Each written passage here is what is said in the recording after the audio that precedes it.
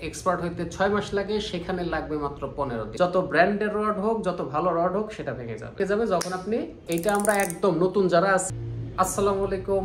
আজকে কথা বলবো যারা নতুন বেড কাস্টিং ব্যবহার করবেন তাদের কিছু ভুল, এই ভুলগুলো নিয়ে আলোচনা করব এবং এই ভুলগুলো যদি আপনি শুধরাতে পারেন বা ঠিক করতে পারেন বা ফিক্স করতে পারেন, তাহলে একটা বেড কাস্টিং যদি আপনি ব্যবহারে এক্সপার্ট হইতে 6 মাস লাগে, সেখানে লাগবে মাত্র 15 দিন। 15 দিনের মধ্যে আপনি একদম প্রো হয়ে যাবেন এই বেড কাস্টিং এর বিষয়ে। তো অবশ্যই ভিডিওটি প্রথম থেকে শেষ পর্যন্ত দেখতে হবে, না হলে কিন্তু এই মিস্টেকস গুলো যে আছে এগুলো সম্বন্ধে আপনি জানতে পারবেন না। আর এটা যদি না জানতে পারেন তাহলে আপনি রড নিয়েই রাখছেন কিন্তু ব্যবহার করতে পারবেন না। তো আপনারা দেখছেন hook fishing video and review channel, আর আমি আছি ওমর ফারুক। তো চলুন শুরু করা যাক।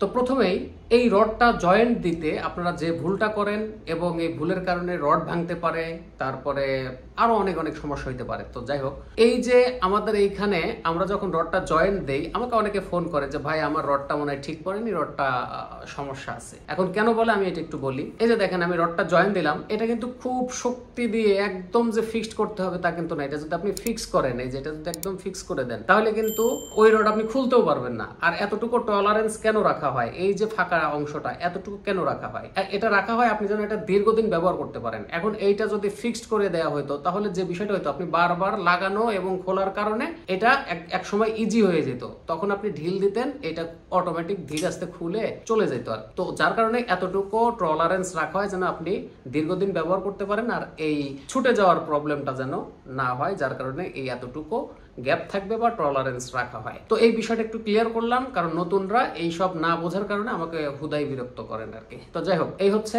একটা কমন বিষয়। আর কখনোই শক্তি দিয়ে একদম ফিক্স করার চেষ্টা করবেন না। জাস্ট হাত দিয়ে যতটুকু এইভাবে, হ্যাঁ, নর্মাল শক্তিতে যতটুকু আটকে, এইটাই এনাফ, আর আটকাইতে হবে না। তো এই হচ্ছে একটা বিষয়। রডের বিষয় এতটুকুই। এবার আমরা এই রিলের বিষয়টা নিয়ে একটু আলোচনা করবো, একটু ভালোভাবে দেখবেন। এটা কিন্তু সবাই জানেন যে এটা একটা হ্যান্ডেল। হ্যাঁ, এটা কিন্তু একটা হ্যান্ডেল। এই হ্যান্ডেলের পাশেই এই যে স্টার, এই যে স্টারের মতো দেখেন, এই যে খোঁচা খোঁচা বা এই যে লাইন খাস কাটার মতো, যে এইগুলো হচ্ছে আপনার স্টার ড্র্যাগ। এইটাই মূলত ড্র্যাগ পাওয়ার। এখন এইটা যদি আমার ড্র্যাগ পাওয়ারটা জিরো থাকে, তাহলে কি হইতে পারে দেখেন। এখন নতুন অবস্থায় কিন্তু এটা জিরো থাকে, আমি একদম লুজ দিয়ে নিলাম। এখন লুজ দেওয়ার পরে আপনারা একটা বিষয় লক্ষ্য করেন, এই স্পুলটা যদি আঙ্গুল দিয়ে ধরি, ধরার পরে কিন্তু আমার হ্যান্ডেল ঘুরতেছে, স্পুল কিন্তু ফিক্সড আছে। এখন এটার কারণে অনেকে বলেন যে ভাই, তো আমি যখন আঙ্গুল দিয়ে চাপ দেই হ্যান্ডেল ঠিকই ঘোরে কিন্তু স্পুল ঘোরে না। এখন প্রথমেই আপনাকে রিলটা নিয়ে কি করতে হবে, এই ড্র্যাগ পাওয়ারটা বাড়াইতে হবে। এইভাবে টানবেন, ড্র্যাগ পাওয়ার বাড়বে। এই যে ড্র্যাগ পাওয়ার বেড়ে গেছে। এখন হাত দিয়ে যদি এবার ধরি, এবারে অনেক শক্তি, এই যে এখন কিন্তু ঘুরবে না। আর একটা বিষয় হচ্ছে আমাদের গেল হচ্ছে এটা স্টার ড্র্যাগ পাওয়ার সবসময় বেশি রাখবেন। এরপরে স্পুল টেনশনার ড্র্যাগ পাওয়ারের পাশেই এই যে ভলিউম বাটনের মতো দেখেন, এই যে ভলিউম বাটনের মতো একটা বাটন আছে, এটাকে বলা হয় স্পুল টেনশনার। এই স্পুল টেনশনার আপনার লুরের সাথে সম্পর্ক।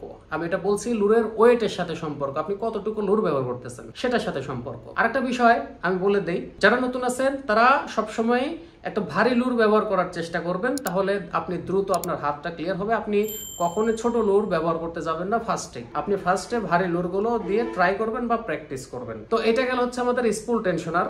এটা লুরের ওয়েটের সাথে ফিক্স করতে হয়। এটা আমার ভিডিও দেয়া আছে, শর্ট ভিডিও, আপনার ইচ্ছা করলেই দেখে নিতে পারবেন। তারপরে এই যে এইটা আপনার এখন কিন্তু স্পুল থেকে লাইন টানলেও বের হবে না। আপনি যখন এই যে এই বাটনটা যখন এভাবে চাপ দেবেন, এটাকে বলে হচ্ছে লাইন রিলিজ বাটন। এটা যখন চাপ দিবেন তখন স্পুলটা ফ্রি, এই যে ফ্রি, এখন লাইন এমনি বের হবে, ঢিল দিবেন বের হবে। এখন এইটা আটকানোর জন্য কোনো কিছু লাগবে না, অটোমেটিক আটকে যাবে যখন আপনি এই হ্যান্ডেলটা ঘুরাবেন। ঠিক আছে, জাস্ট এটা দিয়ে চাপ দিবেন, স্পুল ফ্রি। এখন আপনি ঢিল দিলেন, ঢিল দেওয়ার পরে এই হ্যান্ডেল দিয়ে একটা ঘোরানো দিলেন, এটা ক্লোজ হয়ে গেল, আটকে গেল।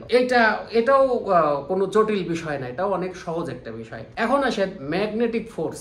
এটাকে ম্যাগনেটিক ফোর্স বলে। এটাই মূলত ব্যাকল্যাশ কমানোর জন্য ভূমিকা রেখে থাকে, মানে গুরুত্বপূর্ণ একটা ভূমিকা পালন করে এই ব্যাকল্যাশ কমানোর জন্য, বা লাইনটা যে একদম অগোছল হয়ে যায়, ভিতরে যে লাইন প্যাচ খায়, এটা মূলত একটু হলেও কমায় হচ্ছে এই ম্যাগনেটিক সাইড প্লেট। এখন এই ম্যাগনেটিক সাইড প্লেট ম্যাগনেট থাকে, এগুলো নিয়ে আমার ভিডিও করা আছে, আপনারা চাইলে আমার ইউটিউব চ্যানেলেও গিয়ে এটা দেখে নিতে পারেন। একদম ডিটেইলস ভিডিও দেয়া আছে এবং ফেসবুক পেজেও আছে, আপনারা দেখতে পারেন। এখন নতুনদের জন্য আমি বলবো যে আপনারা কিভাবে এটা ফিক্স করবেন। আপনারা যারা নতুন আছেন, ফার্স্ট আপনারা ড্র্যাগ পাওয়ারটা টাইট দিয়ে নিছেন, ঠিক আছে, খুব টাইট দিতে হবে না, 3 কেজি 3.5 কেজি বা 2 কেজি এরকম হলেই হবে, মানে টান দিলে যেন এরকম শক্তি অনুভব হয়, লাইন ধরে টান দিলে এরকম একটা ড্র্যাগ পাওয়ারে আপনারা এটা সেট করবেন। আমরা লুরের সাথে স্পুল টেনশনার ফিক্স করব, এটা আমরা পরে দেখতেছি। আমরা দেখবো হচ্ছে ফার্স্টে নতুনরা যে কাজটা করবেন, আপনার এটা দেখেন, এটা আমার জিরোতে আছে, এই জিরোতে আছে।